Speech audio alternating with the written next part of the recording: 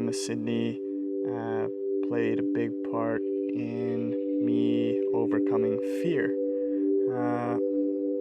Although I'm a bit nervous now on camera.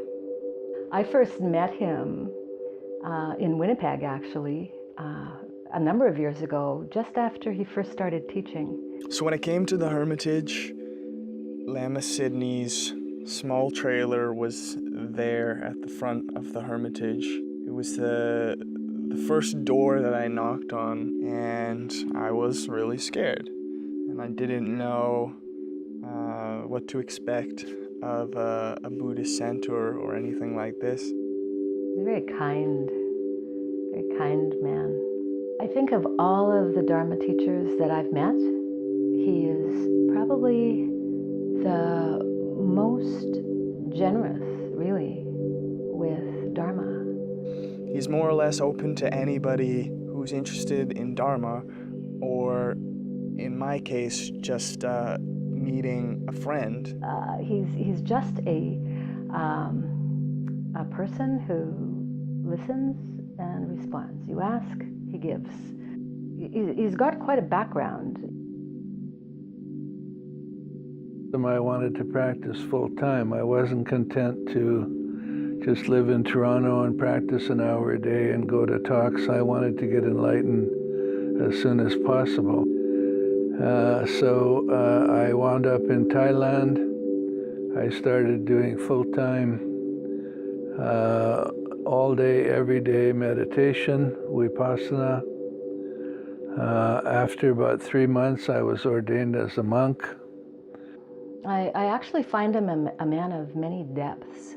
You know, there's a lot more there.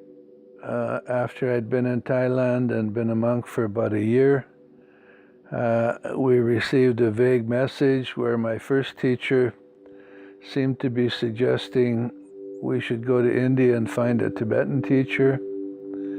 I went to Calcutta, and within 48 hours I was bowing at the feet of the 16th Karmapa, asking him to be my teacher, which he agreed. And he said he would look after me and take care of me and teach me.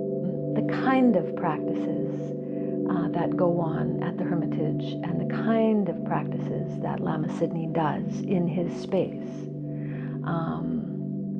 are practices that are meant to benefit everybody, everywhere, all sentient life. He does his duties extremely diligently, and he doesn't ask for a lot in return. I believe he is purchasing or purchased a mobile home that is small. He's a big fellow. There's not a lot of room, not a lot of space in there.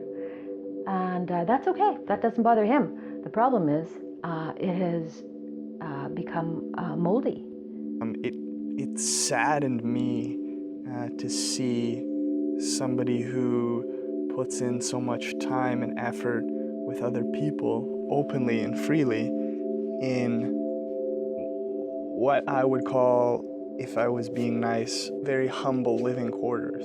BC, BC weather, BC rains, beautiful BC. I love it. So does he, but the rain is wet, and water begets mold and mildew. He actually needs a new trailer.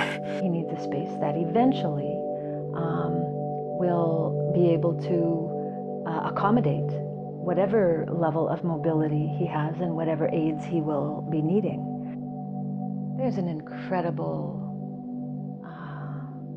value to supporting in whatever small or big way, because we all have different capacities to give. There's all kinds of ways to give. Financially, obviously, in this world is really significant, but skills, we have amazing volunteers here all the time, offering what they've got. Some are very skilled, some aren't skilled at all. I'm not a very good carpenter because I don't know how to build houses. but you know, they sure know how to sweep a floor and, you know, help prepare a meal.